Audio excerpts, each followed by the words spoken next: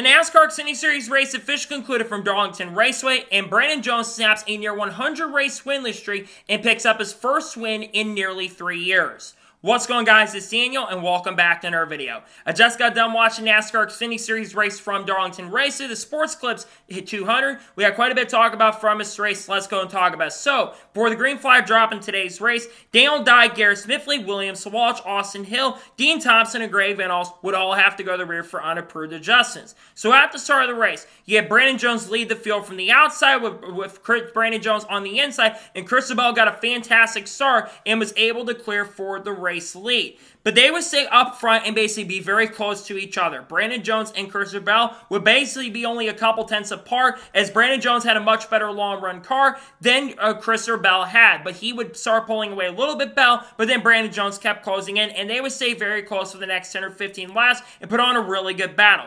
The first caution race come up on lap number 22 when Chris Rice spun in the inside wall really hard after some contact with Josh Williams. It looked like there was a ton of damage on the rear bumper of Josh Williams' car. Looked like Chris Rice just lost to getting in the outside wall and collected Josh Williams in that. Tough break for Josh Williams and tough break for Chris Rice in that situation. So during that caution, we saw some strategy. Harrison Burton, Kyle Sieg, Brennan Poole, Josh Valicki, Anthony Fredo, and Mason Massey would all decide to come down pit road while everyone else would stay out, giving them fresher tires. So on the restart, you had Christopher Bell lead the field from the outside with Justin Allgaier on the inside, and Justin Allgaier got a fantastic restart on the inside and was able to clear for the race lead, and he started pulling away. Meanwhile, Harrison Burton was really charging his way up to the front, and his car was really good on the fresh tires, and he was starting to charge his way up to second and third and was over a second a lap faster than the rest of the field. Eventually, with around 10 laps to go or 8 laps to go in stage number 1, he got a really good run on Justin Allgaier. They would battle for a couple laps, but eventually Harrison Burton got a great run and was able to pass for the race lead. Then, meanwhile, Sam Mayer got on the outside wall with 2 laps to go in the stage and would unfortunately have a flat tire, but it wouldn't matter at the end for the leaders, as coming out the final corner, Harrison Burton would come off the corner and win stage number 1. Then all the lap cars would then come down pit road, with Brandon Jones winning the race off of pit road. Chase Elliott had to stay in pit road for quite a bit of time because during the end of stage 1, he had scraped the outside wall and got a little bit of damage on the right of the car. He would drop from 11th to 35th because of that, so he had to go to the tail end. So then on the restart, you had Brandon Jones lead the field from the outside with Justin Allgaier on the inside, and Justin Allgaier got a fantastic restart and was able to clear for the race lead. Meanwhile, we were seeing some really good racing throughout the field, and Ross Chastain would actually start catching Justin Allgaier a little bit, but he started pulling away, and eventually Christian Eckes got around Ross Chastain for second position. Meanwhile, earlier in the race, there was some contact between Chase Elliott, Jeb Burton, and Connor Zilch, but they would continue on with no issues and no problems. Meanwhile, Chase Elliott was charging his way up to the front and would get inside the top 10 and was coming to the front very, very quickly. But Justin Allgaier pulled out to a pretty massive and really big lead, almost 3 or 4 seconds, and coming off the corner, Justin Allgaier would come off and win stage number 2. Then all the lap cars would then come down pit road, with Justin Allgaier winning the race off of pit road, followed by Christian Eckes and Brandon Jones. Harrison Burton would have a terrible pit stop and go from 5th all the way back to 19th. Jeremy Clemens would get a penalty for vehicle interference, and Jeb Burton got a penalty for safety violations. So then on the restart, you had Justin Allgaier lead the field from the inside with Christian Eckes on the outside, and Justin Allgaier got a fantastic restart and was able to clear for the race lead. But then Ross Chastain, he got a fantastic run on Justin Allgaier and got a great run as Allgaier got sideways coming off the corner and was able to pass Justin Allgaier for the race lead with around 48 laps to go. Meanwhile, about 12 laps later, as Justin Allgaier was starting to close in on Ross Chastain, a caution would come out for Taylor Gray, who spun out coming off of turn number 4. It looked to me like Taylor Gray came up in front of Daniel Dye, wasn't completely clear going into the corner. That unfortunately got Daniel Dye into the back of him. Just a big mistake there by Taylor Gray not to know he was clear and got a ton of damage. This would take him out of contention. Feel bad for Taylor Gray in that situation, but that was more on Taylor Gray than Daniel Dye, unfortunately. So then, all the lead lap cars have then come down pit road, with Harrison Burton winning off the race off pit road because he decided to take 2 scuffed tires, followed by Brandon Jones and Christopher Bell. Meanwhile, Justin Allgaier, the dominant car of the race, would have a terrible pit stop as his front tire changer fell on the ground. He would drop all the way back from about 2nd all the way back to 15th. He would restart in the middle of the pack. So then on the restart, you had Harrison Burton lead the field from the outside with Brandon Jones on the inside, and Brandon Jones got a fantastic restart in Harrison Burton and was able to clear for the race lead. But once again, the next caution flag would end up coming out. Garrett Smithley lost it after some contact with Ryan Ellis going into turn number 3 and was spin to the inside, bringing out the yellow there. Just tough right there for those guys in the back. That would bring out a quick yellow. So then on the restart, you had Brandon Jones lead the field from the inside with Christopher Bell on the outside, and Brandon Jones got a fantastic restart and was able to clear for the race lead, with Christopher Bell closely following right behind him as Jones cleared. Meanwhile, there was some contact between Ross Chastain and Christopher Bell, and they battled really, really hard for the second position. Ross would unfortunately squeeze Christopher Bell up in the outside wall. That was cause some contact for Christopher Bell. I'm not sure what Ross Chastain was doing there, to be honest. Way too aggressive to get us to the end of the race, but have we not learned anything from the Xfinity Series race at Martinsville? Be a little more patient there, Ross. A little bit over-aggressive from Ross. That would give Bell quite a bit of damage. But then eventually, Ross Chastain got a fantastic run on Brandon Jones with 19 laps to go and was able to pass him for the race lead and started pulling away a little bit, but Brandon Jones would maintain. But then, the final caution race would come out when Anthony Fredo would spin between turn 1 and turn 2 after some contact it looked like between maybe him and Kyle Sieg, I'm pretty sure. Going into turn number 1, Leland Honeyman gets collected, Josh Williams gets collected, and Kyle Sieg got collected in the wreck as well. I was thinking, oh God, here we go. We're going to have a relapse of what happened last week at Martinsville. Just a lot of chaos happening back there. Don't know what the guys are doing back in 25th. I think that was just unnecessary.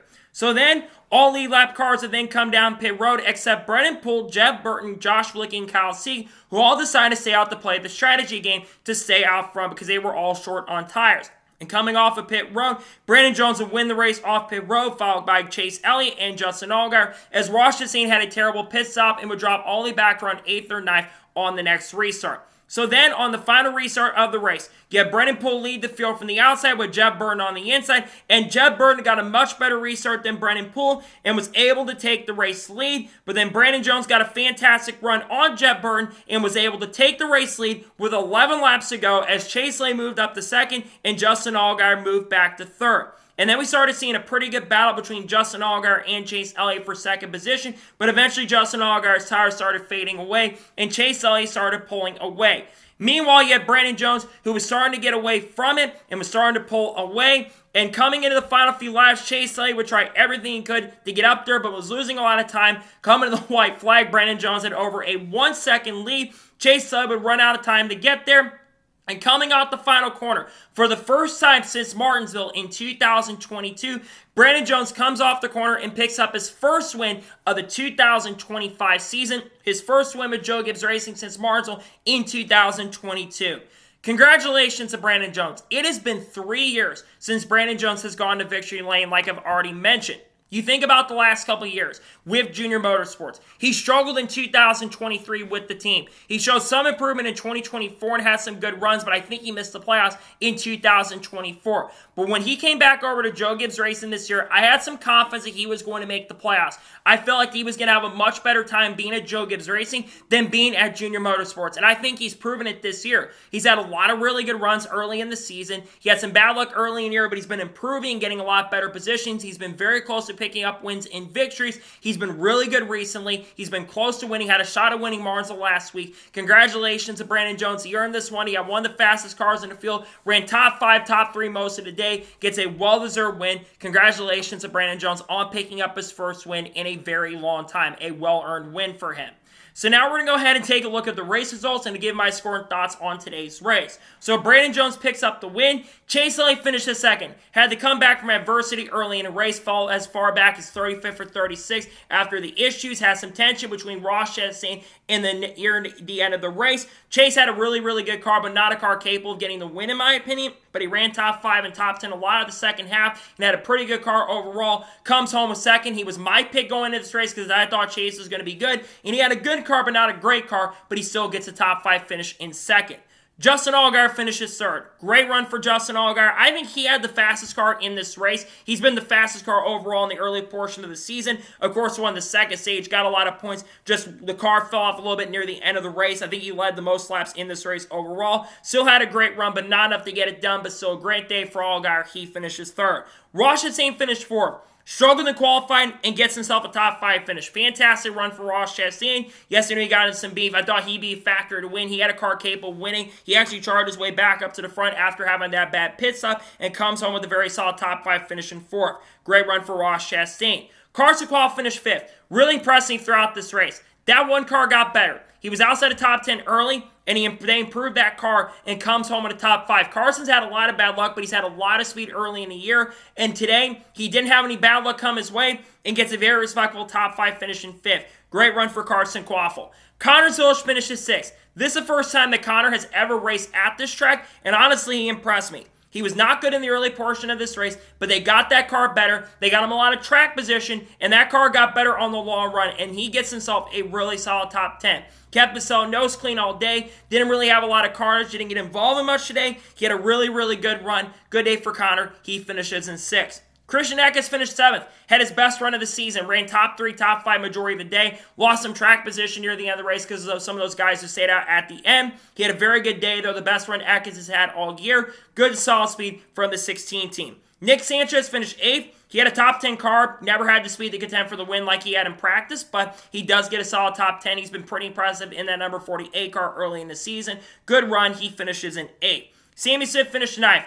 Kept his nose clean for the most part all day long. Gets a top 10. After what happened last week, he did what he had to do and gets himself a very solid top 10 finish in 9th. Not a bad day for Sammy Smith. And Sheldon Creed finished 10th. Expected more from Creed. He ran about at best 6th to 8th most of the day. Just never had the car under him, unfortunately. Just no speed from the 00, which surprised me because I thought he'd be really good like Custer was here last year. Just not a great day for Creed. He finishes in 10th. Jesse Love finished 11th, ran around 6th to 12th most of the day, had a quiet day, all things considered, kept his nose clean and gets a top 15 finish in 11th. Ryan Seek finished 12th, not a bad day for him. Harrison Burton finishes in 13th, solid day for Harrison after some of the adversity he had to go through. Got a stage win as well, doing much better than Haley Deegan did in that car. He's been pretty impressive in that 25, a lot of top 15s and a lot of top 20s early in the season, but impressive to see from the 25 machine. Sam Mayer finished 14th, decent recovery after the tire issues he had. He had a top 5 car early, but faded and does get a top 15.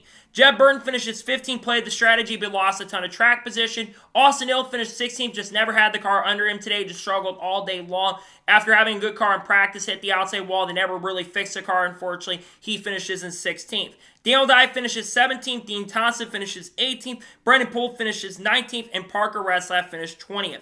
Jeremy Clemens finished 21st. Ryan Ellis finished 22nd. Matt DiBenedetto finished 23rd. Josh Walicki finished 24th. Chris Bell finished 25th. His car was really good early, but they got a ton of damage and just never had the car under him after he got all the damage. He faded back throughout the field all day, but they made that car better at the end, and then he had the issues on the restart that cost him a shot at a victory. He finished 25th because of it. David Starr finished 26th on the lead lap. How about that for David Starr, still finishing in the top 30? Not a bad day for him.